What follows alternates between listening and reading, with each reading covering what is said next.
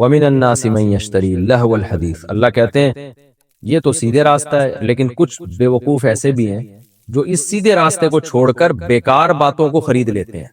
لہو الحدیث وہ باتیں جن کا نہ دنیا میں کوئی فائدہ نہ آخرت، بیکار باتیں۔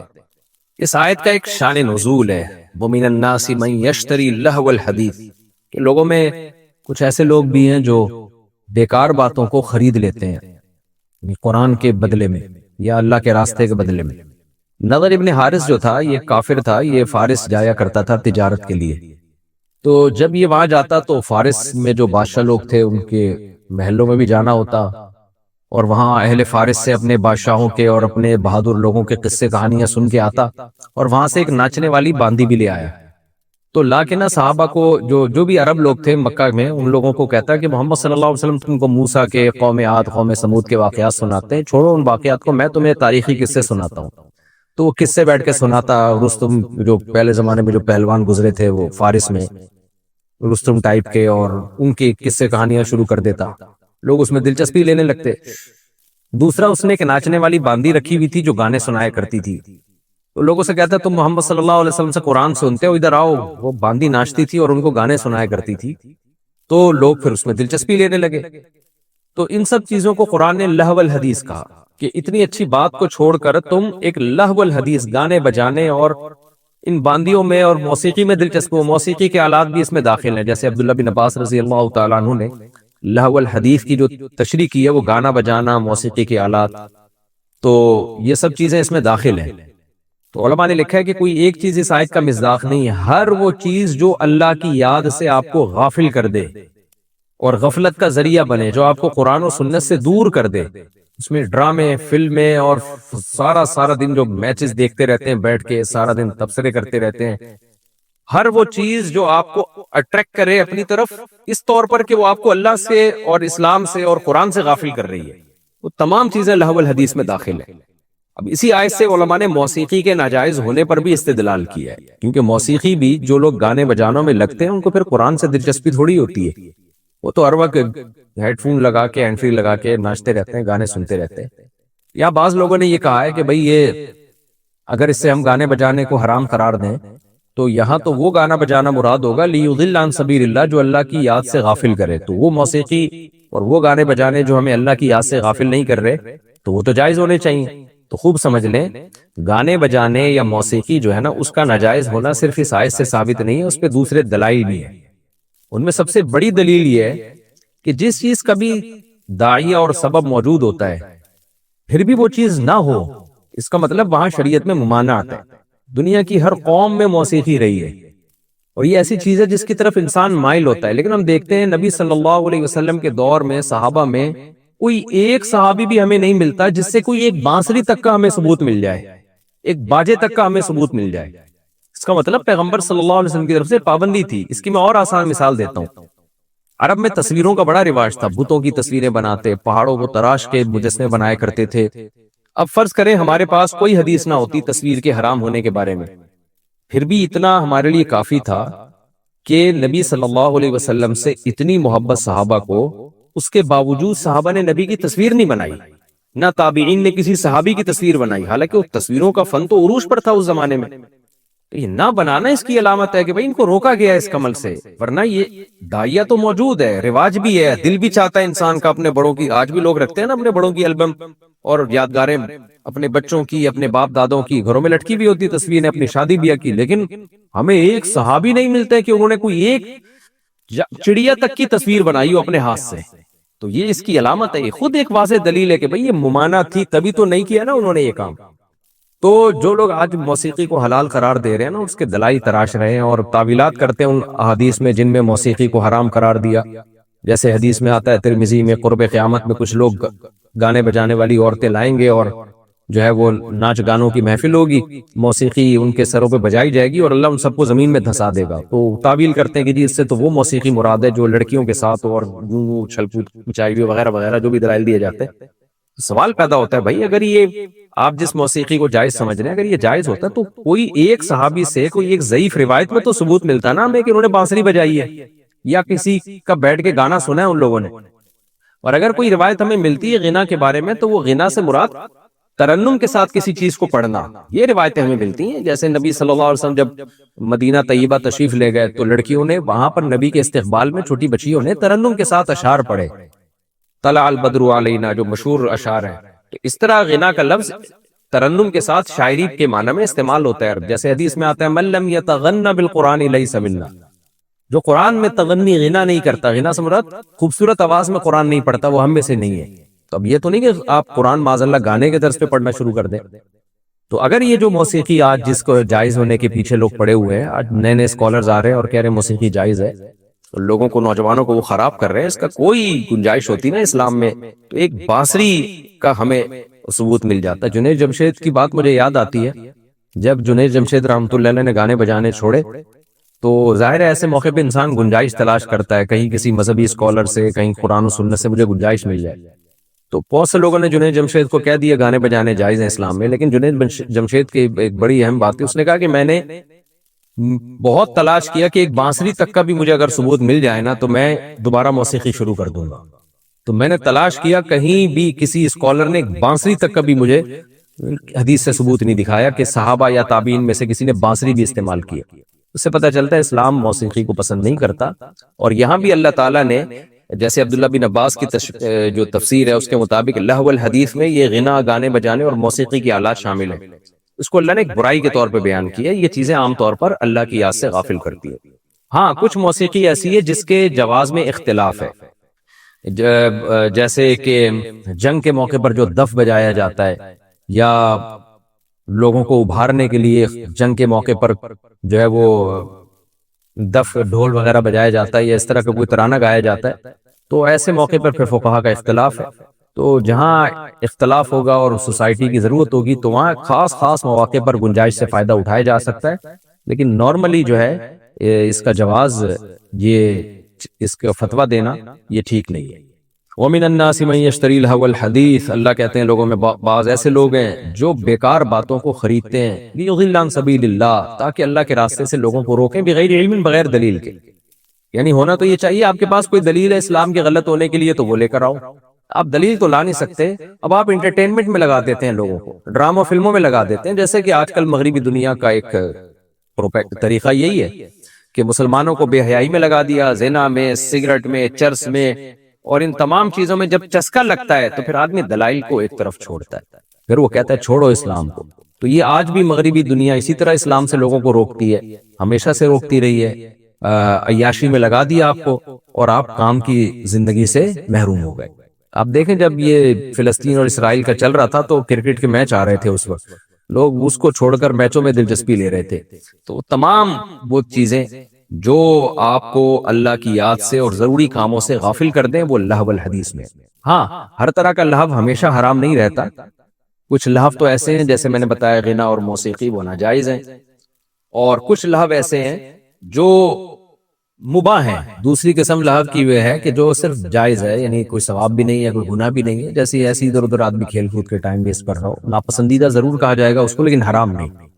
اور تیسری لہو کی قسم وہ ہے جو مستحب ہے، وہ دیکھنے میں لہو ہے، حقیقت میں وہ لہو نہیں ہے. جیسے وہ کھیل جو دماغی صحت کے لیے ضروری ہے تاکہ آپ اپنے دماغ کو مفید کاموں میں استعمال کر سکیں، دماغ اس کے بغیر آپ کا فریش نہیں ہوتا، تو وہ صرف جائز نہیں، نیت اچھی ہو تو وہ ثواب بھی. آج بہت سارے آپ کو پڑھے لکھے لوگ نظر آئیں گے جو اس دنیا کے ظاہر سے دھوکہ کھاتے ہیں. لوگ گائیڈنس لیتے ہیں یا تو مذہب سے، اور آج کل گائیڈنس لے رہے ہیں، مذہب کو جب نکال دیا تو موٹیویشنل اسپیکر سے گائیڈنس لے رہے ہیں.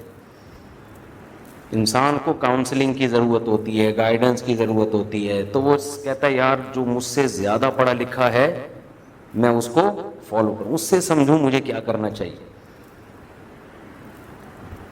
تو اب علماء کو تو لوگ سنتے نہیں ہیں، جو دنیا پرست لوگ ہیں کہتے ہیں انہیں کیا پتا، یہ پڑھے لکھے تو ہیں نہیں، بہت سو کو انگلش نہیں آتی، بہت سو کو سائنس کا پتہ نہیں ہے، ان سے نیوٹن کا پہلا قانون پوچھ لو وہ نہیں پتا ہوگا، دوسرا لا پوچھ لو وہ نہیں پتا ہوگا، بہت سو کو تو نیوٹن کا ہی نہیں پتا. یہ کیا ہمیں گائیڈ کریں گے؟ जाहिल, अजड, गंवार, इनको रब्बना आतिना फिद दुनिया हसनतम व फिल आखिरती हसना, ये दुआ याद है। इसका साइंस से कोई ताल्लुक है? बोलो। इनको बहुत ज्यादा रब्बिग़फिर वरहम व अंत खैरुर राहिमीन ये आती है, इनको सूरह फातिहा याद है। तो ये पढ़े लिखे नहीं हैं। ये कौन लोग हैं? जाहिल। ये हमें क्या समझाएंगे कैसे लाइफ गुजारनी है? हमें समझाने के लिए ज़रूरी है कि जो समझाने वाला हो सबसे पहले उसको इंग्लिश, उसको ताकि दुनिया का पता हो, दुनिया का पता हो, फिर हम उनसे सीखेंगे। वो क्या करेंगे? आसान सी बात को घुमा फिरा के पेचीदा करके बयान। मुझे क्लिप असल में शॉर्ट क्लिप देखा, उस पर इतनी हंसी आई है। मोटिवेशनल स्पीकर गलत बातें नहीं करते, बहुत सी अच्छी बातें भी करते हैं, कोई उनका मजाक उड़ाना मकसद नहीं है, लेकिन इनमें बाज़ बड़े बड़े फेंकू होते हैं। वो कल किसी ने मुझे एक मज़ाहिया क्लिप भेजा, उसने किसी मोटिवेशनल स्पीकर का बहुत मजाक उड़ाया था।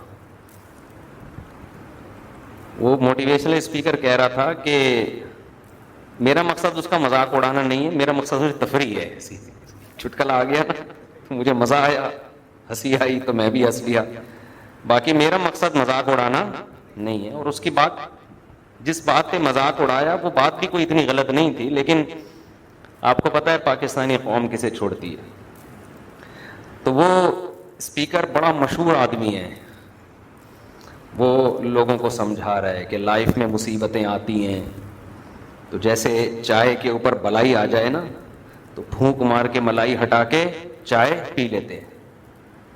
ऐसे ही ज़िंदगी में मुसीबतें आए, फूंक मार के हटाओ और चलते रहो लाइफ। मुसीबतों की वजह से रुको नहीं।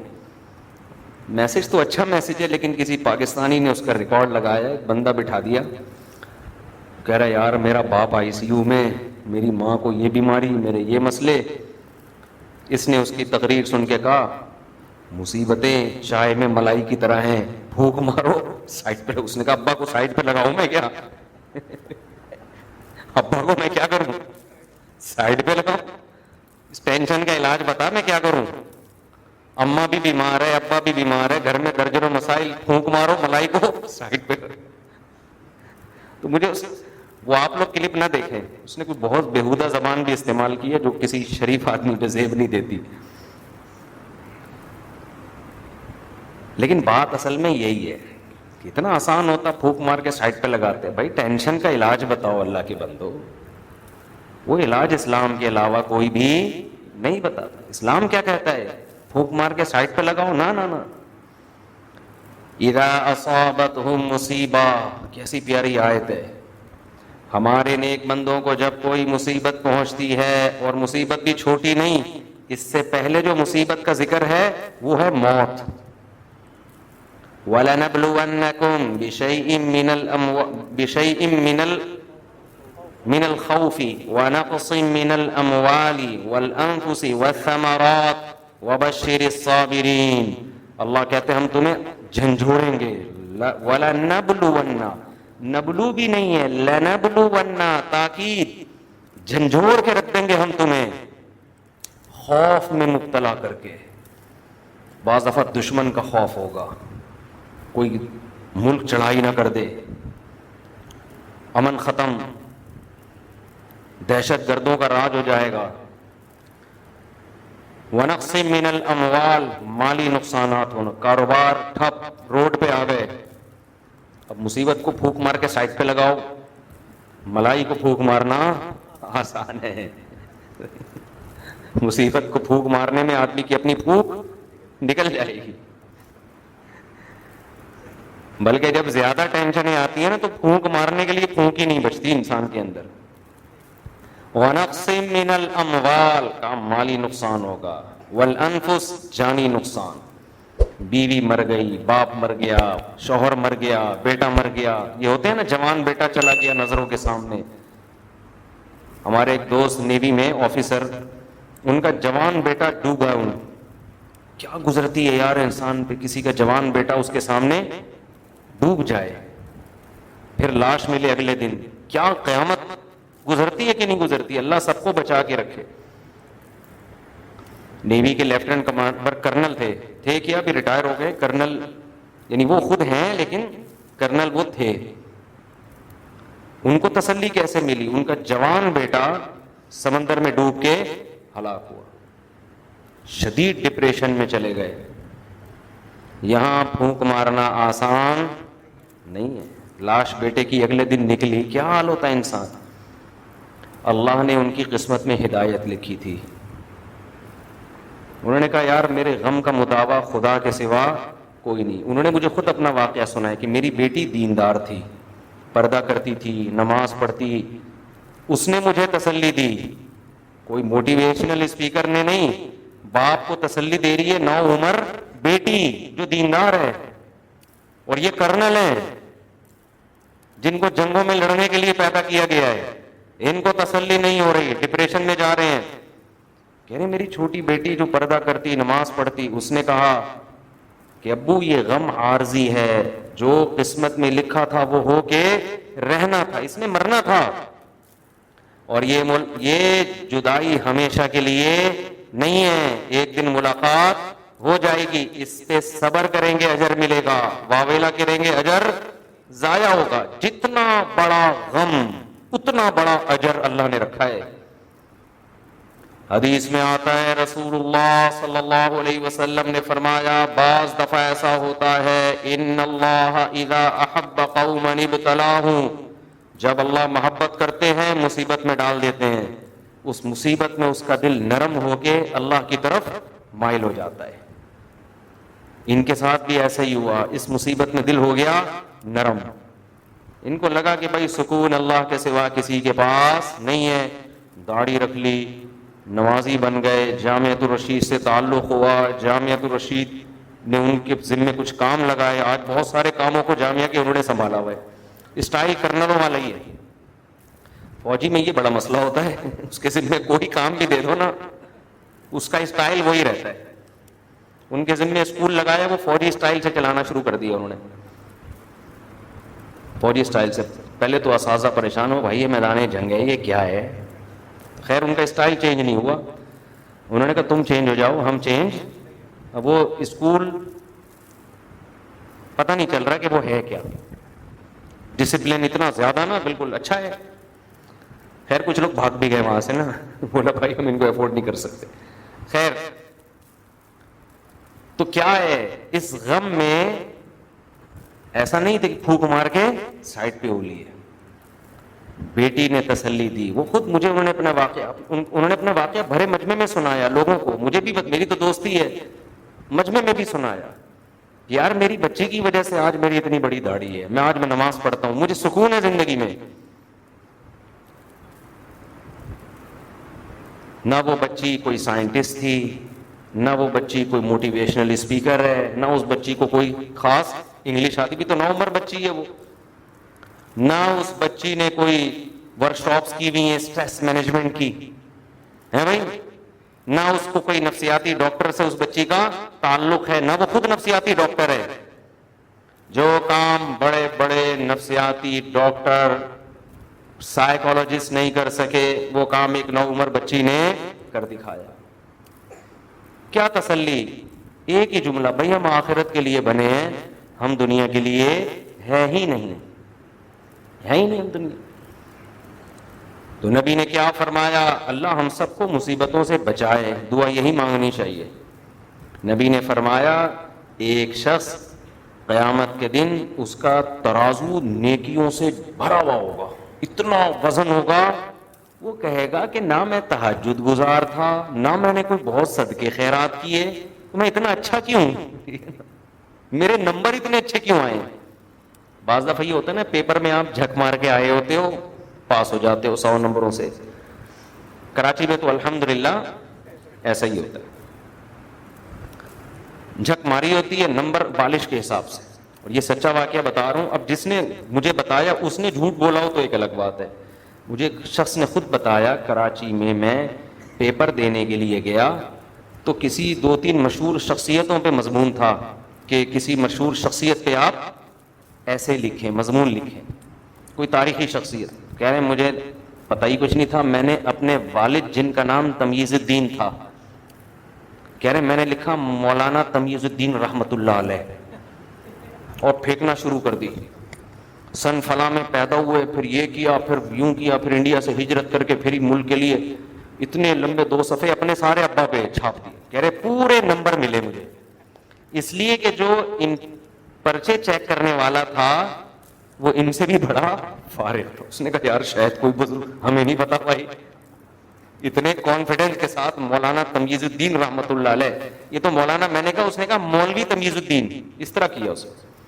ویسے تو ایک مولوی تمیز الدین بھی گزرے ہیں لیکن وہ والے نہیں, وہ تو الگ ان کے حالات ہیں نا.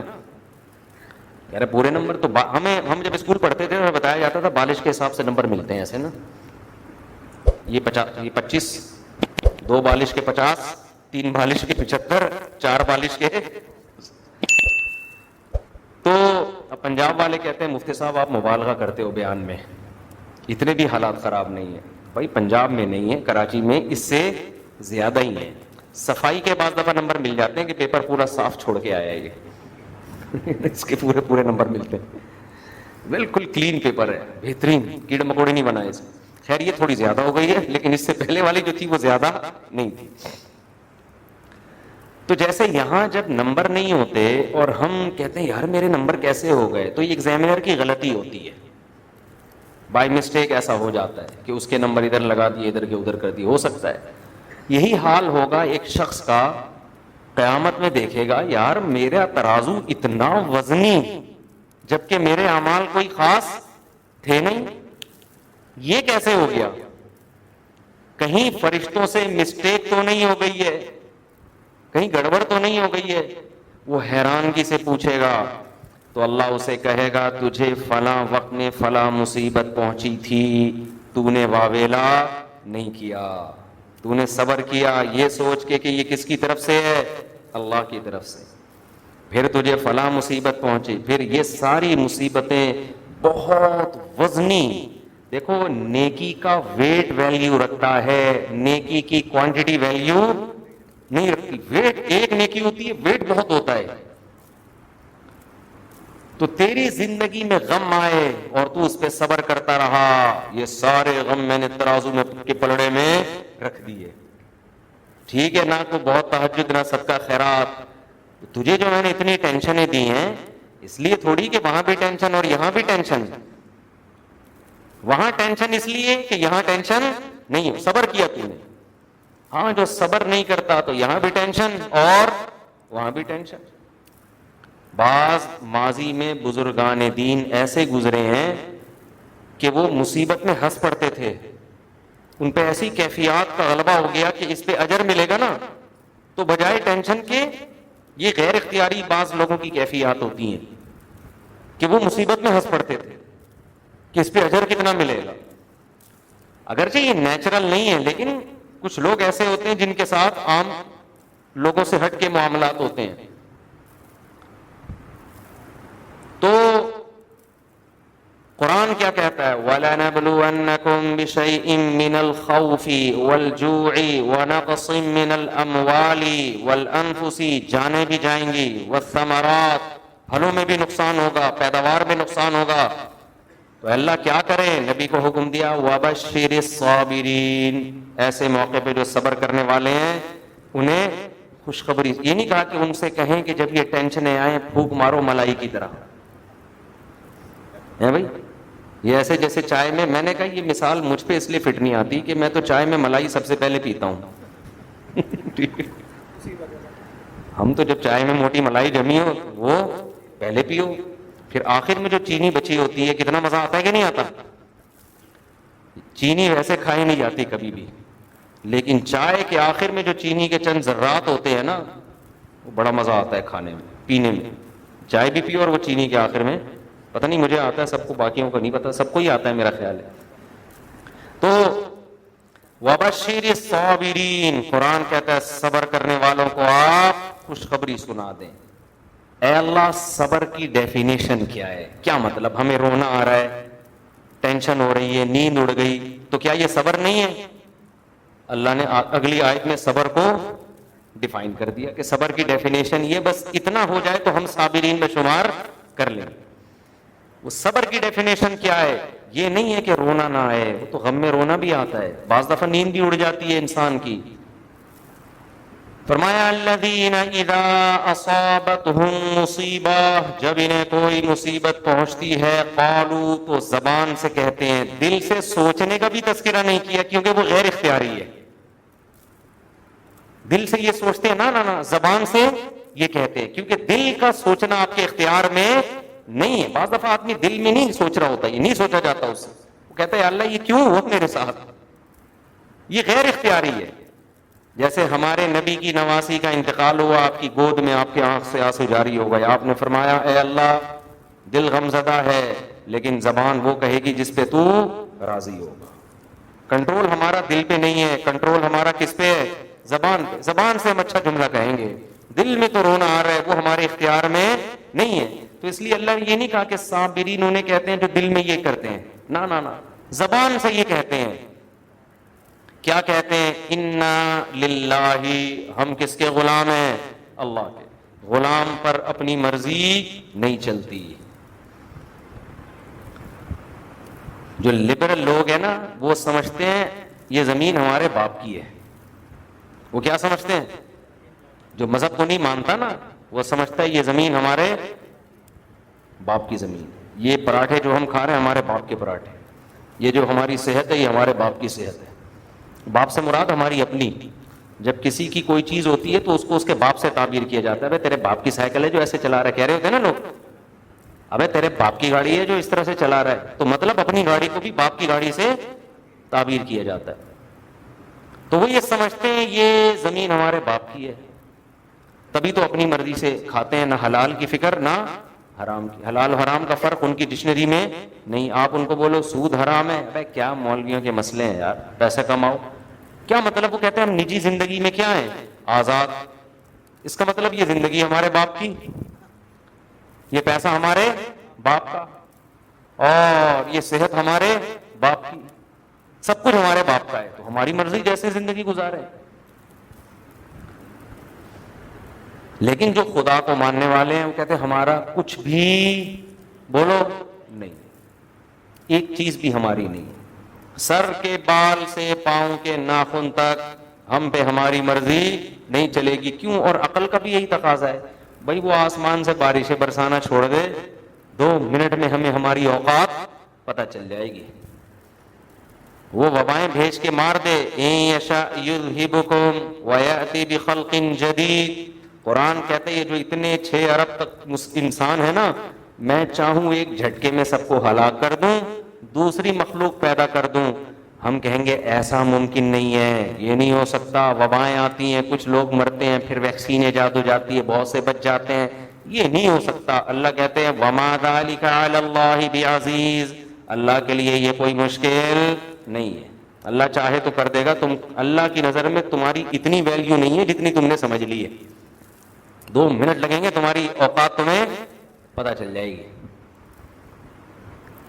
اور بڑے بڑے لوگ فنٹر کیسے زمین پہ گرتے ہیں، موت ان کو پچھاڑتی ہے. تو قرآن کیا کہتا ہے؟ یہ کہتے ہیں انا للہ، ہم کس کے ہیں؟ اللہ کے. ہم غلام ہیں، ہم پہ ہماری تھوڑی چلے گی. چلے گی کس کی؟ اللہ کی. انسان کے ساتھ سب سے بڑی جو ٹیکنیکل فالٹ ہے نا وہ یہ ہے، اس کے ساتھ یہی ہے. وہ کہہ رہا تھا میری مرضی کیوں نہیں چل رہی یار، میں پیسے کمانے کی کوشش کر رہا ہوں، مل ہی نہیں رہے.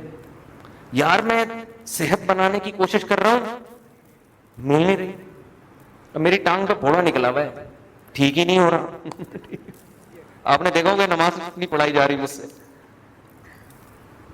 اب میں اس کو لے کے بیٹھا رہا ہوں، پھونک مار کے سائڈ پہ کر دوں، مجھے تو تسلی نہیں ملے گی. وہ سائڈ پہ ہو ہی نہیں رہا، وہ ہے ہی سائڈ پہ، تبھی تو تکلیف دے رہا ہے. یہی سوچتے ہیں کہ یار ہم پہ ہماری مرضی نہیں چلے گی. او کر لیتے ہیں جب زیادہ درد ہوتا ہے. اینٹی بایوٹک میں کھا نہیں رہا تاکہ خود ہی ٹھیک ہو جائے، نہیں ہوا تو پھر اینٹی بایوٹک کھا لیں گے، مجبوری ہے. کوشش کر رہے ہیں خود ہی صحیح ہو جائے. اللہ نہ کرے اینٹی بایوٹک سے بھی ٹھیک نہیں ہو تو کیا کر لیں گے؟ پھونک پھر بھی نہیں ماریں گے بھائی. یہ مستقل ایک ٹینشن ہے.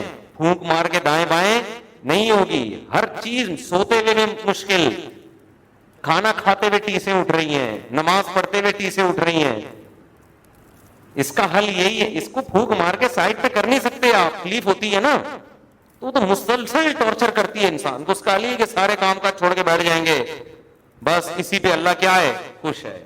بس اللہ کیا ہے, اسی پہ خوش ہے, بس اللہ یہی چاہتا ہے, بس ٹھیک ہے, اللہ بچائے, ایسا نہ کرے, اللہ ٹھیک کر دے اس کو. ایک مثال دے رہا ہوں میں. کیوں, ہمارا کام کیا, پھونک مار کے ہم باقی کاموں کو فوکس کر نہیں سکتے. وجہ کیا, ہمارے باقی کام ہی نہیں ہے. ہمارا اصل کام ہے اللہ کی رضا, یہی تو کام ہے ہمارا. تو جب وہ بیمار رکھ کے ہمیں کہہ رہے کہ یہ تمہاری آزمائش ہے, تو ہم بیماری میں کیا کریں گے, ہمارا کام ہی چینج ہو جائے گا. کام کی نوعیت کیا ہو جائے گی, بیماری میں صبر, یہی ہمارا کام ہوگا. بس نہیں آئی سمجھ میں بات. پھر نہ ہمارا کام پیسہ کمانا ہوگا, نہ ہمارا کام شادیاں کرنا ہوگا, ٹھیک ہے نا, نہ ہمارا کام, کچھ بھی نہیں کام ہوگا. ہمارا کام کیا ہوگا, اللہ یہ تھوڑا تکلیف دے رہا ہے, میں کچھ نہیں کر سکتا. اللہ کہے گا صبر تو کر سکتا ہے نا. اللہ صبر بھی نہیں ہو رہا, ہاں ہاں وہ چیخیں نکل رہی ہیں. اللہ کہے گا منہ سے تو اچھی بات کر سکتا ہے نا. جب کوئی تجھ سے پوچھے تو بولو بھائی اللہ کا بڑا فضل ہے, اللہ کی طرف سے تکلیف ہے, بس اتنا کافی ہے. اسی میں نماز بھی لکھی جائے گی, روزہ کا ثواب بھی ملے گا, صدقے کا بھی ملے گا, تہجد کا بھی, سب ثواب اسی پہ اللہ دے دے. ایوب علیہ السلام جو اتنا عرصہ بیمار رہے, تو پھونک مار کے بیماری کو الگ کیا انہوں نے, اسی بیماری میں صبر کر. کچھ حالانکہ پیغمبر کا کام ہے تبلیغ, وہ کام چھوڑ کے کس میں پڑے ہوئے ہیں, بیماری میں. وہ تو کہہ سکتے تھے اللہ میں تو نبی ہوں, نبی کا تو کام لوگوں کو ہدایت دینا, میں کیسے ہدایت دوں, میں تبلیغ کیسے کروں, میں تو اصل مشن میں ہی پیچھے رہ گیا, میں تو بیڈ پہ پڑا ہوا ہوں شدید بیماری میں, طویل عرصہ ہو گیا, میرے بچے مجھ سے, ان کی بچوں کی بھی موت واقع ہو گئی اسی بیماری میں, سارا خاندان تباہ ہو گیا ان کا. لیکن ایوب علیہ السلام نے یہ نہیں کہا کہ میرے مشن میں یہ بیماری رکاوٹ بن رہی ہے. بھائی مشن میرا اللہ کی رضا ہے, تو جب وہ اس نے بیماری دی نا, میں نہیں کر سکتا اس بیماری میں تبلیغ, میں بستر پہ پڑا ہوں, تو میرا مشن کیا, میں تبلیغ بھی اللہ کو خوش کرنے کے لیے کر رہا تھا نا. کیا خیال ہے, تو اب بیماری میں صبر بھی کس کو خوش کرنے کے لیے کروں گا, اللہ. اسی میں وہی چیز حضرت ایوب کی فضیلت کا ذریعہ. لاکھوں پیغمبر آئے, قرآن نے سب کے نام ذکر نہیں کیے, سیلیکٹڈ پیغمبروں کے نام ہیں جن میں حضرت ایوب کا بھی بار بار تذکرہ ہے. صرف حضرت, دیکھو ہر پیغمبر کی ایک فضیلت ہے جو اللہ دوسروں کو نہیں دیتا, خاص کوئی کسی وصف میں وہ مشہور ہوتے ہیں پیغمبر. نوح علیہ السلام کا قرآن تذکرہ کیوں کرتا ہے, بہت طویل عرصے تبلیغ کی. کل قیامت میں نوح علیہ السلام فخر کریں گے کہ میں نے 950 سال تبلیغ کا کام کیا اور تم 4 مہینے تبلیغ میں لگا کے فخر کرتے ہو. یہی ہوگا نا. ہم جب قیامت میں کہیں گے اللہ میں نے سال لگایا, میں نے 4 مہینے لگایا, میں نے چلے لگائے, میں نے ریون میں پوری مقیم ہو گیا. نوح علیہ السلام کہیں گے کتنے ٹائم کے لیے مقیم ہوا تھا تو بتا ذرا. ہم کہیں گے بھائی 15 سال تک تو میں مستیوں میں لگا رہا, گٹکے پان میں لگا رہا, 24 سال تک پتہ نہیں کیا کیا کرتا رہا, 35 سال تک بدماشیوں سے تھک ہار کے جب بیٹھ گیا تو اتفاق سے تبلیغ والے وہاں سے گزر رہے تھے, پھر سہروزہ لگایا, پھر چلہ لگایا, پھر 4 مہینے لگایا, بالآخر پھر 55 سال کی عمر میں نے پوری زندگی دے دی. غنیمت ہے. 20 سال 25 سال اور پوری زندگی بھی دی. اس طرح کے گھر بھی آ رہے ہیں, ایسا نہیں. پھر وہاں صبح ناشتہ بھی مل رہا ہے, کھانا بھی مل رہا ہے, پھر بھی یہ بہت بڑی قربانی ہے. میں ان کی قربانیوں کی اہمیت کو نہیں کم کر رہا, لیکن نوح علیہ السلام کے مقابلے میں تو میرے بھائی یہ ایسے جیسے اونٹ کے منہ میں زیرہ دے کے کوئی کہے میں نے آج اونٹ کو پراٹھے کھلائے ہیں. نوح علیہ السلام کے مقابلے میں کوئی اوقات ہے اس کی. وہ کہیں گے تو نے 20 سال وقف کیے جس کو پوری زندگی کہہ رہا ہے, اور اس میں تیرے کباب پراٹھے بھی چلتے رہے, تیرا بزنس بھی چلتا رہا. میں نے تو انی دعوت قومی لیلا ونہارا, اکیلا تھا اکیلا. تم تو 10 12 آدمیوں کی جماعت نکلتی تھی, اکرام بھی ہوتا تھا گاؤں میں دیہاتوں میں, اور میں اکیلا 950 سال دعوت قومی لیلا ونہارا, رات میں بھی پکارتا تھا اور دن میں بھی, اور میرا استقبال کہیں نہیں ہوتا تھا. وَإِنِّي كُلَّمَا دَعَوْتُهُمْ لِتَغْفِرَ لَهُمْ جَعَلُوا أَصَابِعَهُمْ فِي آذَانِهِمْ مجھے دیکھ کر یہ لوگ اپنی کانوں میں انگلیاں ٹھوس لیا کرتے تھے کہ اللہ کی بات نہ سنو. اتنی نفرت ہے اللہ سے. آج بھی ایسا ہی ہے. جو دنیا پرست لوگ ہیں نا وہ اللہ کے علاوہ سب کچھ سننا چاہتے ہیں. آپ ان کو انڈوں سے چوزے نکالنے کا طریقہ بتا دو نا, یوٹیوب پہ ویڈیو ڈال دو, وہ بھی سنیں گے. آپ ان کو بتا دو امیزون سے کیسے پیسہ کمایا جاتا ہے, دیکھو ملینز بھی ہو جائیں گے کہ نہیں ہو جائیں گے. جو لبرل لوگ ہیں, دنیا پرست لوگ ہیں, آپ اللہ کی بات کرو, یار ہٹا یار اس کو یہاں سے. تو نوح علیہ السلام کیا کہتے ہیں, مجھے دیکھ کر انگلیاں کانوں میں ٹھوس لیا کرتے تھے. وَاسْتَغْشَوْا ثِيَابَهُمْ, چادر ہوتی تھی نا اوڑی بھی, مجھے دیکھ کے سر پہ ڈال لیتے تھے کہ منہ بھی چھپاؤ ان سے, کہیں تبلیغ نہ شروع کر دیں. اور نوح علیہ السلام کہتے ہیں اللہ میں نے ان کو اتنا اس لیے سمجھایا لِتَغْفِرَ لَهُمْ, تاکہ تو ان کے گناہ کو معاف کر دے, ان کو جہنم کی آگ سے بچا کے کہاں لے جا, جنت میں. میرا کوئی فائدہ نہیں تھا, مجھے تو تبلیغ پہ اجر ملنا ہی تھا. ان کی خاطر میں دن رات تڑپتا رہا. تو نوح علیہ السلام کو کس بات پہ فخر ہوگا قیامت کے دن, اتنا لمبا عرصہ میں نے کس میں گزارا, دعوت اور تبلیغ میں. ہمارے نبی کو فخر ہوگا تھوڑے ٹائم میں وہ کر دکھایا جو 950 سال میں بھی نوح علیہ السلام نہ کر سکے. ایسی دعوت میں جان اللہ نے رکھی اور آخری نبی بنایا. تو ہر پیغمبر کی ایک الگ فضیلت. لیکن ایوب علیہ السلام کیا اس پہ فخر کریں گے میری دعوت سے اتنے لوگ مسلمان ہوئے؟ بھئی دعوت دینے کا ٹائم تو سارا کس میں گزر گیا, بستر پہ, بیماری میں, شدید بیماری, ٹھیک ہونے کا نام نہیں لے رہی. تو وہ پھونک مار کے انہوں نے بولو نہیں کیا. یہ میں اس لیے, میرا مقصد کسی کا مذاق اڑانا نہیں ہے, میں آپ سے بار بار یہ کہتا ہوں جو مذہب کو فالو نہیں کرتا وہ آپ کو گائیڈ بولو اس کی گائیڈنس میں جان نہیں ہے. کچھ اچھی باتیں کر لیتے ہیں, یہ ساری باتیں غلط نہیں ہوتی. حدیث میں آتا الحکمت ضالۃ المومن, اچھی بات کہیں سے بھی ملے لے لو, غیر مسلم سے بھی ملے لے لو. میں یہ نہیں کہہ رہا کہ ساری باتیں غلط ہوتی ہیں, بہت سی اچھی بھی ہوتی ہیں. جاندار گائیڈنس نہیں ہے. جاندار گائیڈنس صرف کس کے پاس ہے, قرآن کے پاس, پیغمبروں کے پاس. ایسا پلٹ دیتے ہیں نا پیغمبر تھوڑے دنوں میں معاشرے کو, ایسا پلٹ دیتے ہیں. حالانکہ پیغمبر کو تو انگلش بولو نہیں آتی, وہ تو اسکولوں کے پڑھے ہوئے بھی نہ کسی یونیورسٹی میں. اور یہی پیغمبر کا کمال ہے, کیونکہ وہ کسی یونیورسٹی سے پڑھتے تو وہاں کے ماحول کو قبول کر لیتے. دیکھو فرق پڑتا ہے نا, جو یورپ سے پڑھ کر آیا ہو کو ایجوکیشن میں, ٹھیک ہے بڑا بہترین سائنسدان ہوگا, لیکن پردہ اور فیملی سسٹم یہ سب باتیں اس کو فضول لگیں گی, کیونکہ اس نے وہاں کلچر ایسا دیکھا ہے. انسان کی عادت ہے وہ کلچر کے اثرات کو قبول کرتا ہے. اللہ پیغمبروں کو یونیورسٹیوں سے, ٹیچروں سے اس لیے بچاتے ہیں کہ وہ کلچر کے اثر کو قبول نہ کرے, خالص خدا کی گائیڈنس ملے اور وہ آگے لوگوں کو بتائیں, اس میں معاشرے کی ملاوٹ نہ ہو. یہ نہیں کہ یونیورسٹیاں چھوڑ دیں, جاہل آدمی تو فارغ ہوتا ہے, پڑھیں. میں ایک مثال سے سمجھا رہا ہوں کہ پیغمبروں کو اللہ دنیاوی علوم کیوں نہیں دیتا. دنیاوی علوم سے مراد کسی ٹیچر کے ذریعے یا کسی یونیورسٹی یا مدرسے کے ذریعے. تو ایوب علیہ السلام کی ساری زندگی بیماری میں, اور ایوب علیہ السلام کی بیوی کو دیکھو, اب انہوں نے حضرت ایوب کا ساتھ بولو نہیں چھوڑا. کیوں؟ اگر انہوں نے لائف کو انجوائے کرنا ان کا مقصد ہوتا کہ مصیبتیں آ گئی ہیں, اب میرے شوہر تو ٹھیک ہو ہی نہیں رہے, شوہر تو ٹھیک ہو نہیں رہے, شادی کا جو مقصد تھا لائف کو انجوائے کرنا, یہی ہوتا ہے نا مقصد, لائف کو انجوائے کریں گے, میاں کے ساتھ گھومنے پھرنے جائیں گے, بچوں کو مل جل کے پالیں گے. یہ تو جب سے 1 سال نہیں 2 سال نہیں 10 سال ہو گئے بستر پہ پڑے ہوئے.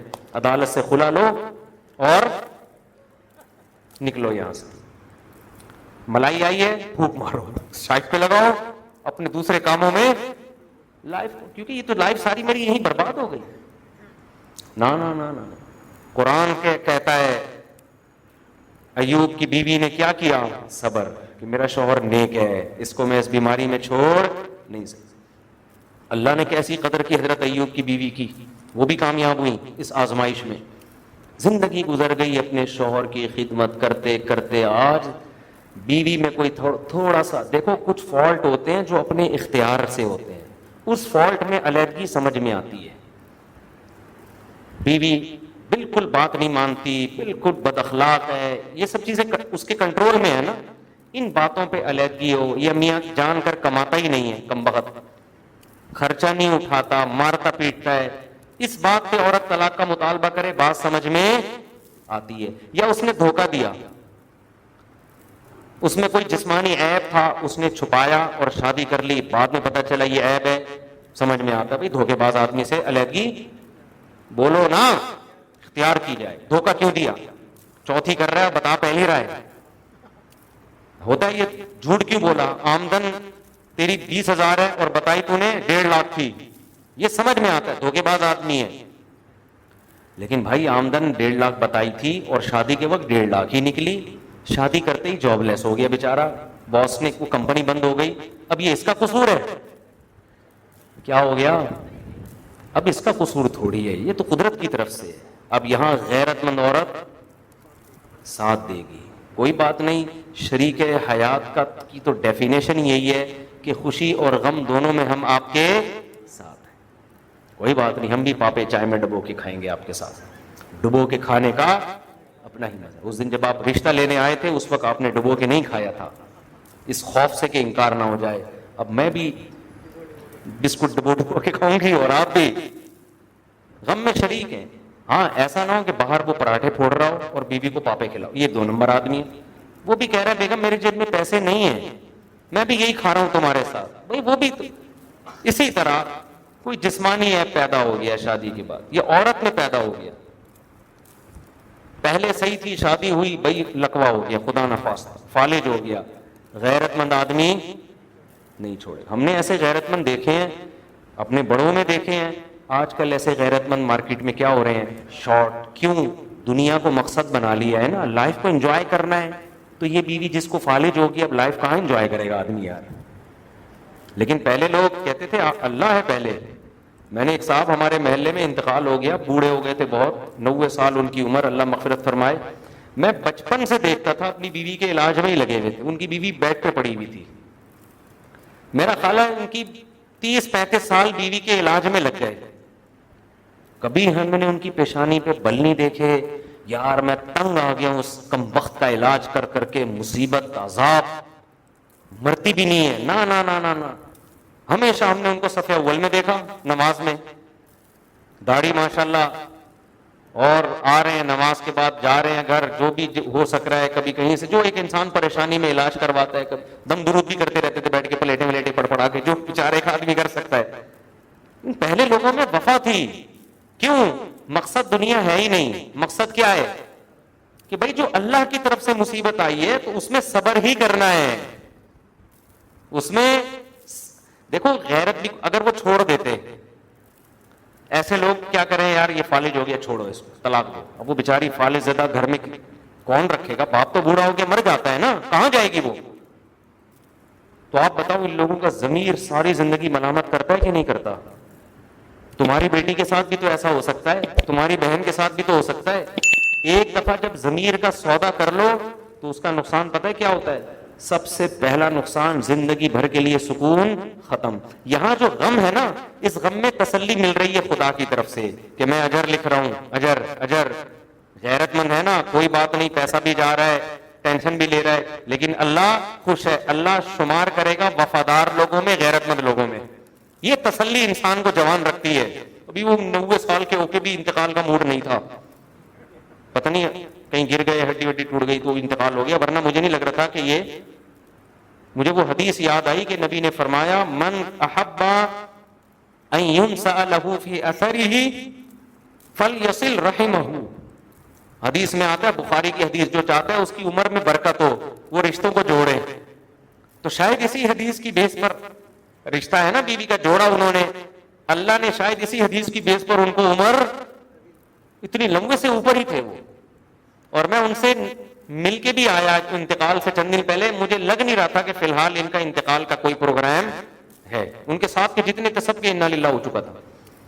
پھر اطلاعی کے انتقال ہو گیا. میں نے کہا اللہ مغفرت فرمائے. اب یہ جو اجر ساری زندگی, حدیث میں آتا ہے سب سے بہتر صدقہ وہ جو اپنی زوجہ کو کھلاتے ہو.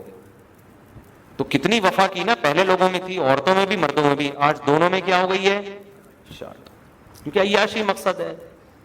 تو دھوکہ ہو تو پھر تو ایک الگ بات ہے. اب کیا ہوا, ایوب علیہ السلام کی بیوی نے, یہ میں چائے میں جو ملائی آئی ہے نا, میں بتا رہا ہوں اتنا آسان نہیں ہے کہ پھونک مارو, یہ باتیں بہت اچھی ہیں. تو اللہ اس اسپیکر کو بچائے کسی ٹینشن سے. اللہ نہ کرے کوئی ٹینشن آئی, میں کہوں گا پھونک مار کے نکل آگے, کیا کہہ رہا ہے, پاگل ہو گیا میں, میرا چینل ہی بند ہو گیا, میں کیا کروں. تو ایوب علیہ السلام کی زوجہ خدمت کرتی رہیں, نتیجہ کیا نکلا, ایک دن خدمت میں تھوڑی سی کوتاہی ہوئی, ایوب علیہ السلام کو آیا غصہ. بیماری میں انسان کو غصہ آ جاتا ہے نا. انہوں نے کہا میں ٹھیک ہو گیا, تجھے اللہ کی قسم 100 کوڑے ماروں گا. یہ انسان بیماری میں ڈپریشن, یعنی کچھ تھوڑی سی برداشت کم ہو جاتی ہے, چڑچڑاپن آ جاتا ہے, یہ معاف ہے پھر اللہ کی طرف سے, جیسے بوڑھے لوگوں میں ہو جاتا ہے. حضرت ایوب نے کہا میں ٹھیک ہو گیا نا, تجھے کتنے کوڑے ماروں گا, 100 کوڑے. اللہ نے نہ ایوب علیہ السلام کو ڈانٹ لگائی, کیونکہ اللہ کو پتا تھا اتنا انہوں نے صبر کیا, میں ان کے ایک جملے پہ تو نہیں پکڑوں گا نا ان کو کہ تیری خدمت کر رہی ہو تو کہہ رہے ٹھیک ہو جاؤں گا تو 100 کوڑے ماروں گا. اللہ نے ایوب علیہ السلام کو کوئی گناہ نہیں دیا. اب ٹھیک ہو گئے. اب ایوب علیہ السلام کو بھی خیال ہوا میری بیوی نے اتنی خدمت کی ہے, میں اس کو بیچاری کو کیسے 100 کوڑے ماروں. لیکن پیغمبر جب قسم اٹھاتے ہیں تو وہ ہمارے اور آپ کی قسموں کی طرح نہیں ہوتی. یہ اللہ کا نام لیا ہے, میں نے قسم اٹھائی ہے. تو اللہ نے وحی کی حضرت ایوب کی طرف, کیا ایوب یہ خصوصی پیکج آپ کے لیے, آپ کی بیوی کو میں کوڑے نہیں لگنے دوں گا, یہ خصوصی پیکج آپ کے لیے. آپ ایک جھاڑو لیں جس میں 100 تنکے ہوں, ایک دفعہ لگا دیں یوں کر کے, ٹھیک ہے, میں اس کو 100 کوڑے لکھ دوں گا, آپ کی قسم بھی پوری ہو جائے گی, اس کو بھی کچھ نہیں ہوگا. تو اس سے کیا پتہ چلتا ہے, اللہ غافل نہیں ہے, وہ سب کو دیکھ رہا ہے, کون بیمار ہے, کون بیمار کی خدمت کر رہا ہے. اور بتاؤ میاں بیوی کے ایک دوسرے کی خدمت کرنا زیادہ ثواب ہے یا اولاد کا ماں باپ کی خدمت کرنا؟ ماں باپ کی تو اور زیادہ ثواب ہے. آج بوڑھے ماں باپ کو چھوڑ دیتے ہیں یار, ٹینشن کی, یار پتہ نہیں کیوں مر بھی نہیں رہے ہیں یار, او بھائی کیا مسئلہ ہے یار. پھر وہ عیدی سینٹر میں جمع کراؤ, اولڈ ہاؤس میں جمع کراؤ. ابھی ایک کلپ آیا باہر کے کسی ملک کا کہ ماں باپ کو زہر پلانے کی کوشش کی. کسی نے لکھا ہے کہ یہ ہے وہ تہذیب یافتہ قوم, اور یہ واقعات بہت ہوئے ہیں. آپ گاؤں دیہاتوں میں جائیں گے نا, خاص طور پر غیر مسلموں میں اس کا ریشو مسلمانوں سے زیادہ, کیونکہ مسلمانوں کو تو موٹیویشن مل رہی ہے نا کہ ماں کی قدموں میں کیا ہے, جنت. حدیث میں آتا ہے جس نے بوڑھے ماں باپ کی خدمت کر کے جنت واجب نہیں کر لی, اس پہ اللہ کی لعنت, اس لیے کہ جنت کا بہترین آپشن ضائع کر دیا.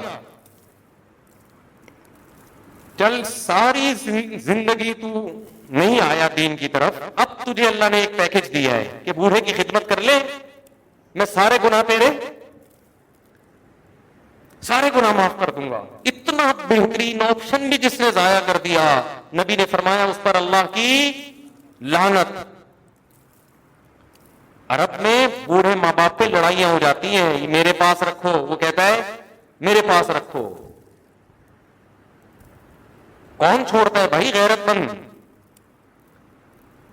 جوان کی کیا خدمت ہے, پانی مانگا پانی دے دیا, وہ تو خود بھی پی سکتا ہے. اصل تو خدمت شروع کس کب ہوتی ہے,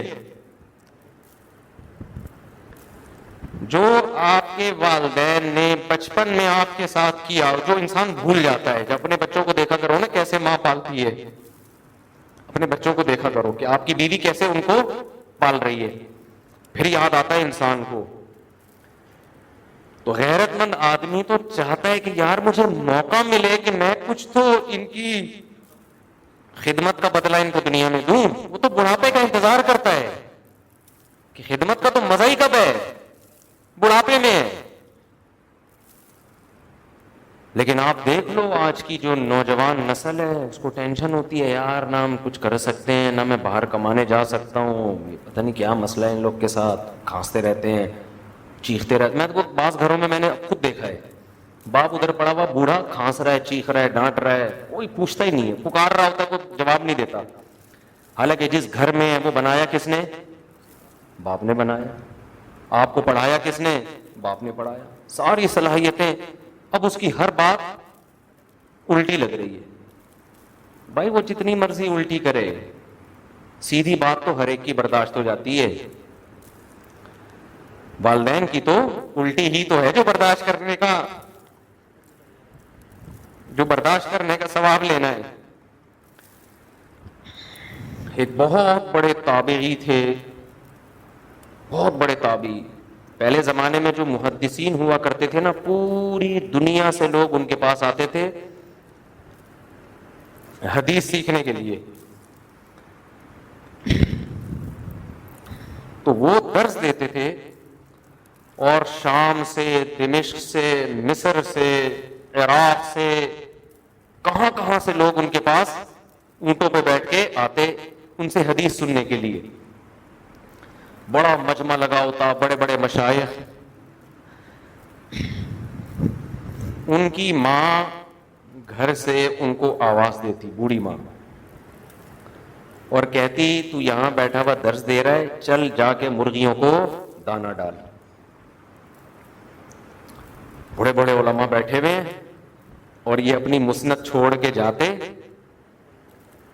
اور مرغیوں کو دانا ڈال کے واپس آ جاتے. کسی نے ان سے کہا کہ حضرت یہ مرغیوں کو اتنا پروٹوکول کیوں دے رہے ہیں آپ, اتنا اہم درس چل رہا ہوتا ہے آپ کا, اس میں خلل آتا ہے بیچ میں, لوگ اپنا ٹائم نکال کے آپ کے پاس آئے ہیں, یہ کسی کے ذمہ لگا دیں, ہمارے ذمہ لگا دیں, یا کوئی سیٹنگ کر دیں. درس چھوڑ کے جانا, پھر مرغیوں کو دانا ڈال, آپ جیسے آدمی پہ یہ سوٹ بولو نہیں کرتا. یہ درس چل رہا ہے, اتنی اہمیت مرغیوں کو کیوں دے رہے ہو؟ یہ ایسے جیسے میری بھی مرغیاں ہیں نا, میں کہوں یار ایک منٹ ذرا رکے, میں مرغیوں کو پانی رکھ کے آیا. آپ بولو گے مجھ صاحب ٹھیک ہے, ہمیں پتا ہے آپ کو مرغیاں پالنے کا شوق ہے, یہ بیان کے بعد رکھ دینا, کوئی روزہ تھوڑی رکھا ہوا ہے انہوں نے, یا کسی کو بولنے وہ رکھ دے گا. تو ان سے کسی نے پوچھا کہ اتنا اہم درس چل رہا ہے, قال اللہ قال رسول چل رہا ہے, لوگ دور دور سے آئے ہیں, اور ادھر آپ کی ماں بولتی ہے مرغیوں کو دانا ڈالو, آپ کیا کرتے ہیں؟ دانا ڈالنا. انہوں نے فرمایا دیکھو مرغیوں کی میرے دل میں اہمیت نہیں. کہتے ہیں بات یہ ہے کہ میں جس خدا کو خوش کرنے کے لیے یہ درس دے رہا ہوں نا, یہ میں تمہیں خوش کرنے کے لیے نہیں دے رہا, میں ویور بڑھانے کے لیے تھوڑی دے رہا ہوں یہ درس. یہ تو میں کس کو کے لیے دے رہا ہوں؟ اللہ کے لیے. اگر میں اس وقت ماں کی بات نہ مانوں تو کون ناراض ہوگا؟ اللہ. تو جس خدا کو خوش کرنے کے لیے درس دے رہا ہوں, اس کی خوشی جس میں ہوگی میں وہ کام کروں گا. تم نے درس سننا ہے سنو, نہیں سننا ہے نہیں سنو, میں تو اس خدا کو خوش کروں گا. مرغیوں کی ویلیو نہیں ہے, ویلیو کس کی ہے؟ ماں کی. وہ کہہ رہی ہے دانا ڈالو. اب مائیں دیہاتی ہوتی ہیں, ہم ہوتے ہم ان کی ماں کو سمجھا دیتے کہ آپ بعد میں بول دیا کریں, لیکن بعض مائیں دیہاتی ہوتی ہیں, ان پڑھ ہوتی ہیں, ان کو آداب نہیں پتا ہوتے. آدمی پڑھ لکھ جاتا ہے, اسے پتا ہے کس وقت کیا کہنا ہے, ماں کو نہیں پتا ہوتا. تو وہ بزرگ یہ نہیں دیکھ رہے کہ میری ماں پڑھی لکھی ہے کہ ان پڑھ ہے, وہ کہیں بھائی یہ سمجھانا کا تو بات کی چیز ہے, ابھی کس کو فالو کرنا ہے. وہ بھی غصہ ہوگی وہ کہ میں تجھے کیا کہہ رہی ہوں اور تو اپنا درس لے کے بیٹھا ہوا ہے. تو میں نے ایسے لوگ دیکھے, آج بھی ہیں الحمدللہ. 15 سال سے باپ بستر پہ پڑا ہوا ہے کوما میں, اور بیٹا خدمت کر رہا ہے, بیٹے خدمت کر رہے ہیں. یہ جو میں بار بار کہتا ہوں نسل بڑھاؤ, یہ اس میں تمہارا فائدہ ہے. اپنی اولاد پہ بھی رحم کرو. بوڑھے ماں باپ کو پالنا بعض دفعہ ایک بندے کا کام نہیں ہوتا. اگر یہ ذمہ داری کئیوں پہ ڈیوائڈ ہو جائے تو سب مل کے پال لیتے ہیں. یہ اپنی اولاد پہ بھی ظلم ہے کہ آپ اس کو بہن بھائی نہ دیں, اس پہ بھی ظلم ہے. بس ساری ذمہ داری اس پہ آ جاتی ہے, وہ بیچارہ کسی کچھ اور کر ہی نہیں سکتا. اس کے لیے تو سعادت ہے کہ ماں کی خدمت کرے, لیکن ماں باپ کا بھی تو فرض بنتا ہے نا کہ. اور بڑھاپے کا زمانہ 20-30 سال چلتا ہے, 2-4 سال کی بات نہیں ہوتی. 60-70 سال کے بعد بالآخر بوڑھے ہونا شروع. اس کے بعد بعض دفعہ 20 30 سال ہم تو اپنے نانا کو دیکھتے تھے, بچپن سے ہی بوڑھے ہی دیکھ رہے تھے ہم ان کو, ان کی خدمت ہی ہو رہی تھی. نانا اور نانی دونوں ہمارے ایسے. ہم نے ان کو دیکھا ہے کہ ہمارے جو ماموں خالہ تھے انہوں نے 40 سال میرا خیال ہے ان کی بڑھاپے میں خدمت, 40 سال کو 99 سال میں فوت ہوئے وہ, تو 40-50 سال تو انہوں نے خدمت لی ہے نا. تو سب نے اولاد ماشاءاللہ کثیر تھی, سب نے مل کے خدمت کی, سب پہ ڈیوائڈ ہو گئی. تو یہ جو ایک ایک دو بچے ہیں یہ تمہارا بڑھاپا بھی خراب کریں گے. یہ سیٹ اپ کہاں چل رہا تھا, میں کدھر سے کدھر نکل لیے ہم, بات کہاں چل رہی تھی, وہ ملائی ہٹانے پہ پتہ نہیں. ہاں تو میں یہ کر رہا تھا کہ قرآن جو موٹیویٹ کرتا ہے, اذا اصابتہم مصیبہ, ہاں ایوب علیہ السلام کی زوجہ نے ساتھ دیا, اور قرآن کہتا ہے کہ خذ بیدک غیثا فاضرب بہ, اے ایوب ایک جھاڑو لے لے, ٹھیک ہے نا, 100 تنکوں والی, بس ہیلا کر لے. اس سے بھی پتہ چلتا ہے کہ فقہا پہ آج بہت اعتراض کیے جاتے ہیں. ہر آدمی یوٹیوب پہ الو بنا رہا ہے, کہہ رہے ہیں یہ فقہا نے ہیلے لکھے ہیں, ہیلے ویلے اسلام میں نہیں, ہیلے تو بنی اسرائیل نے کیے تھے. بھائی ہیلوں, کتاب الحیل کے نام سے نا باقاعدہ فقہ میں ایک باب ہوتا ہے, اس کا نام ہے ہیلوں کا باب. لیکن جن کے علم میں گہرائی نہیں ہوتی وہ کہتے ہیں دیکھو فقی لوگ, حنفیوں نے ہیلے بتائے, شافیوں نے ہیلے بتائے, یہ سب بنی اسرائیل کے ہیلے ہیں. ہیلے کی 2 قسمیں ہیں, ایک جائز ہیلے اور ایک حرام ہیلے. فقہا نے جائز ہیلے لکھے ہیں اور یہ ہیلے قرآن سے ثابت ہیں. حضرت ایوب علیہ السلام نے کہا تھا 100 کوڑے ماروں گا, اللہ نے ہیلا بتا دیا, یہ کر لو, قانون بھی پورا ہو جائے گا اور بیوی کو تکلیف بھی نہیں ہوگی. تو فقہا یہ والے ہیلے بتاتے ہیں, وہ ہیلے نہیں بتاتے جس سے حرام حلال یا حلال حرام ہو جائے. سمجھتے ہو؟ تو علم پراپر علماء سے حاصل کیا کرو. خیر, تو قرآن کیا کہتا ہے, انا للہ, ہم کس کے غلام ہیں, اللہ کے. آدھی ٹینشن اس سے ختم. ابے بھائی جب ہم اپنے, یہ زمین نہ ہمارے باپ کی ہے, نہ ہماری باڈی ہمارے باپ کی, ہمیں پیدا کرنے والا بھی اللہ, ہماری جسم پہ مرضی بھی کس کی چلے گی, اللہ کی چلے گی. تو جو مل رہا ہے غریبی ہے بھائی, اس پہ خوشی مناؤ. جو نہیں مل رہا, جتنا بھکاری کو جتنے پیسے مل جائیں اس پہ خوشی مناتا ہے, یا نہیں ملے تو ٹینشن لیتا ہے. ابے بھائی بھکاری کو آیا مانگنے, آپ نے 50 روپے کیسا خوشی خوشی لے کے جاتا ہے, اور آپ کو اللہ معاف کرو ٹینشن نہیں لیتا, اس لیے کہ اگر وہ ٹینشن لے تو رات کو ٹینشن سے مر جائے. کیونکہ زیادہ تر لوگ تو اس کو ریجیکٹ ہی کر رہے ہوتے ہیں. ایک بھکاری تھا بڑا ٹیکنیکل قسم کا, وہ کسی محلے میں گیا, کسی نے پوچھا کہ یار یہاں سے کتنا پیسہ اکٹھا ہو جاتا ہے, کہتا ہے اگر کل کر لو لفظ استعمال نہ کرے نا تو اس علاقے میں میرا لاکھوں روپے پھنسا ہوا ہے. اس علاقے میں میرا لاکھوں روپے پھنسا ہوا ہے, لیکن کل کے چکر میں پھنسا ہوا ہے. تو بھکاری کو جو مل جائے خوش ہے, نہیں ملے تو بھی ٹینشن نہیں لیتا. وہ کہہ رہے ہیں ہم نے کون سا کوئی گڑھا تھوڑی کھودا ہے جس کی میں اجرت مانگ رہا ہوں, ٹھیک ہے نا. اوپر سے بنے گا ایسے جیسے بہت ٹینشن ہو رہی ہے, ڈرامے کرے گا, رونے کی شکل بنائے گا, منہ گھمائے گا, صرف پیسہ نکالنے کے لیے. آپ نے پھر بھی نہیں دیا تو ایسے کرے گا, لیکن آپ تھوڑا آگے جاؤ تو بیٹھا ہوا ہوگا خوش, ٹھیک ہے نا. کہہ رہے چلو ادھر ٹرائی کرتے.